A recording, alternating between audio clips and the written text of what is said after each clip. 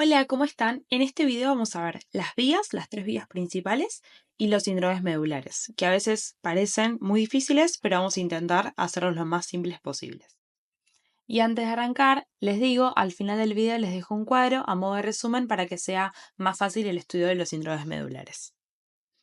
Vamos a arrancar primero por la vía piramidal, ¿sí? La vía motora. Entonces, esta vía se va a originar de la corteza motora.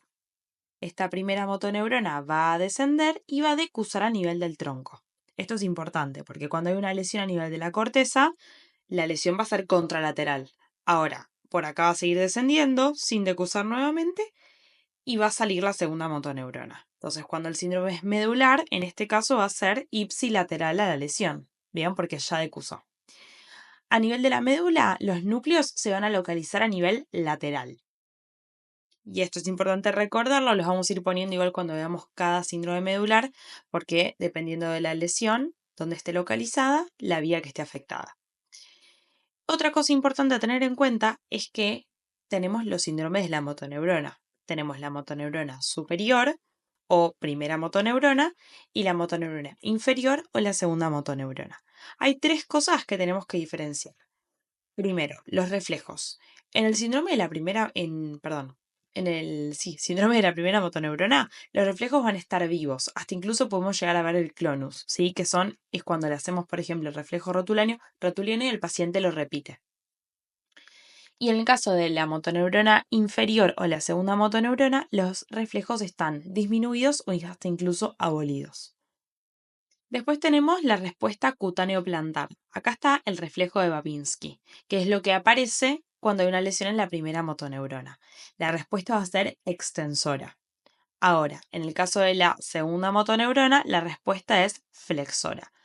Ojo, hay que tener cuidado porque un paciente que tiene shock medular, que después vamos a ver cuál es, al principio va a tener semiología de la segunda motoneurona. Pero una vez que pasa el tiempo, la clínica típica va a ser de la primera motoneurona. Ahora, a nivel del músculo, que es la tercera característica que tenemos que tener en cuenta, en el caso de la primera motoneurona vamos a ver afectados grupos amplios musculares, ¿sí? Porque no es como bien selectivo en el caso de la segunda motoneurona que va a ir a inervar a un músculo particular, por ejemplo. En el caso de la primera motoneurona es un grupo muscular. Además, va a haber atrofia por desuso. En el caso de la segunda motoneurona, como dijimos, son músculos aislados, no es un grupo. Va a haber amiotrofia precoz, fasciculaciones y hasta puede haber fibrilaciones. En el caso de la primera motoneurona, lo que ocurre acá es una parálisis espástica, ¿sí? Se dice que es hoja de navaja. Al principio nos va a costar vencer la resistencia. Por ejemplo, si el paciente tiene el codo flexionado, nos va a costar vencer la resistencia hasta que después afloja y podemos extenderlo, ¿sí? Acá hay que hacer una pausa. Ojo que no es lo mismo que lo que ocurre en los síndromes extrapiramidales. En ese caso lo que vemos es, por ejemplo, el paciente con Parkinson, que se ve es hipertonía o rigidez en rueda dentada o tubo de plomo. Lo que ocurre acá es como primero que la rigidez es a lo largo de todo el movimiento, no es que después afloja y podemos extenderlo rápido. Y además, si se combina con temblor, es este signo de la rueda dentada. En la segunda motoneurona lo que vamos a ver es una parálisis flácida, ¿sí?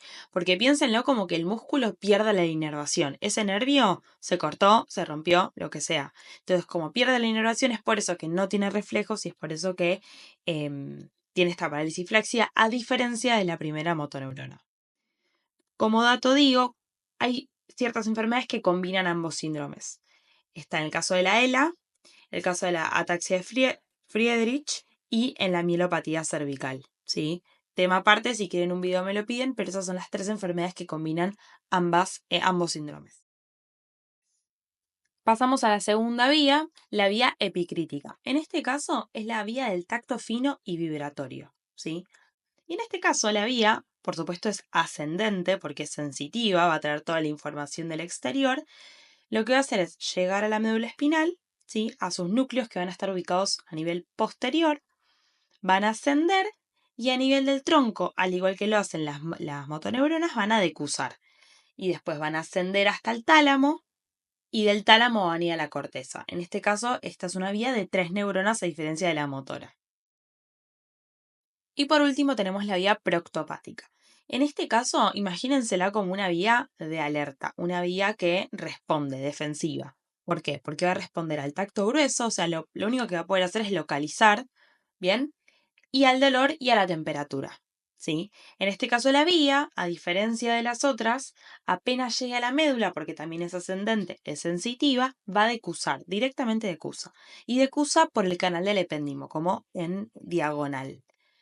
Decusa apenas llega y ahí sube hasta el tálamo, ahí se encuentra con la otra neurona y va hacia la corteza sensorial.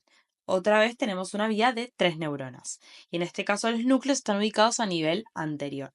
Y a diferencia de las otras, las lesiones en la médula van a ser contralaterales a la lesión. ¿Por qué? Porque apenas llega decusa. Entonces, si se lesiona un poco más arriba, el problema va a estar del otro lado del cuerpo. Y ahora vamos a arrancar a ver uno a uno los síndromes medulares. Entonces, el tema de los síndromes medulares es que hay como, tal vez se confunden mucho porque son muchas cosas a tener en cuenta, pero con estos dos gráficos, el dibujito del tipito y de la médula, vamos a tratar de que sea un poco más simple y más fácil para memorizar. Entonces, en la mielopatía transversal lo que va a ocurrir es una lesión, sección y lesión de todo un nivel de la médula, ¿sí? Entonces, el problema va a estar de ahí para abajo, el paciente pierde las 3 vías. Pierde lo motor, pierde lo sensitivo, tanto epicrítico, ¿sí? Vibración, tacto fino, y proctopático, que es el dolor, temperatura y tacto grueso, ¿sí? Pierde todo para abajo. Y acá es lo que les quería aclarar antes, está lo del shock medular. Ojo con el tema motor, al principio, o sea, lo característico y lo que debería tener es alteraciones de la primera motoneurona. Pero el problema es que al principio tal vez tenga clínica de la segunda motoneurona. Como se ve en el gráfico, de ese nivel, que vamos a tratar de que todos los síndromes los veamos como el mismo nivel para ver qué es lo que pasa, van a estar lesionadas las 3 vías. Ahora pasamos a la hemisección medular. Como su nombre lo indica, se lesiona la mitad de la médula, de ese nivel de la médula. O también se lo llama síndrome de bronce cuarto. Va a ser el único de los síndromes incompletos, es decir, que no lesionen a todo el nivel, que afecten a las 3 vías. ¿Bien? Acá hay que tener un poco de paciencia e ir de a poco para entender qué es lo que se va a ver afectado con la hemisección. Las vías motora, la roja, y epicrítica, la verde, sabemos que decusan bien arriba, ¿sí? Entonces van a estar afectados tanto la parte motora como la parte epicrítica del mismo lado. Ahora, la vía proctopática apenas ingresa a la médula va a decusar. Entonces, lo que va a estar afectado en este caso va a ser lo contralateral. Ahora pasamos al síndrome del cordón posterior.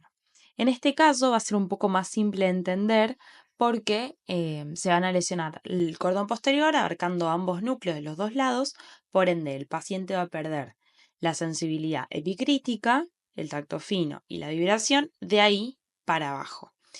Lo que va a ocurrir es un signo que se llama el signo de Lermite, que básicamente consta en que cuando el paciente flexiona el cuello y baja la cabeza, siente como una descarga eléctrica que va a bajar por toda la columna.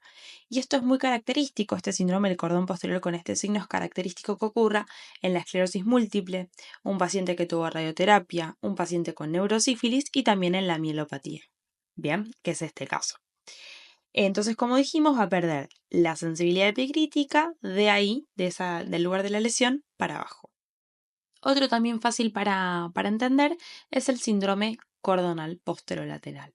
En este caso, se suman, como en el anterior, está los cordones posteriores, la vía epicrítica y se suma la vía motora.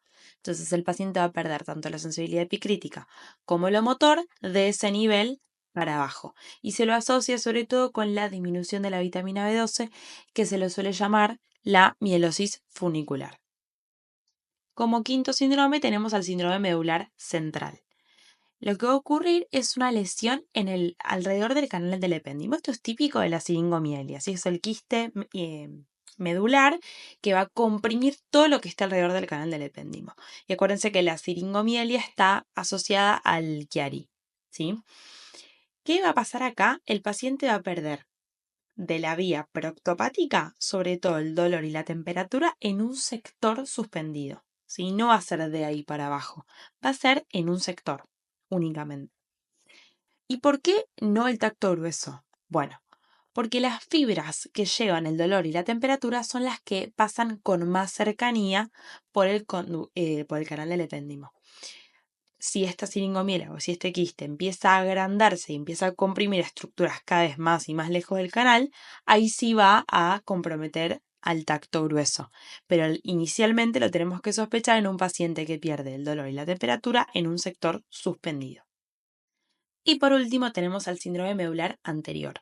Sí, en este caso, como vimos el posterior, tenemos el anterior. Se va a comprometer la vía proctopática y el paciente va a perder lo que es dolor, temperatura y tacto grueso de ese nivel para abajo. Ahora, importante tener en cuenta, una de las causas suele ser posquirúrgico en cirugías de aorta. Bien, porque la irrigación sobre todo de la médula, es como muy escasa, por así decirlo. Entonces, si al paciente le ponen una prótesis de aorta y justo comprometieron a la arteria nutricia de la médula, esto va a generar isquemia y una enorme repercusión con el síndrome medular anterior y toda la clínica que acabamos de relatar. Y hasta acá llegamos con los síndromes medulares. Sé que es un tema que tiende a la confusión. Mi consejo es que lo vean lento y que lo dibujen. Cualquier cosa me lo pueden dejar igual en comentarios.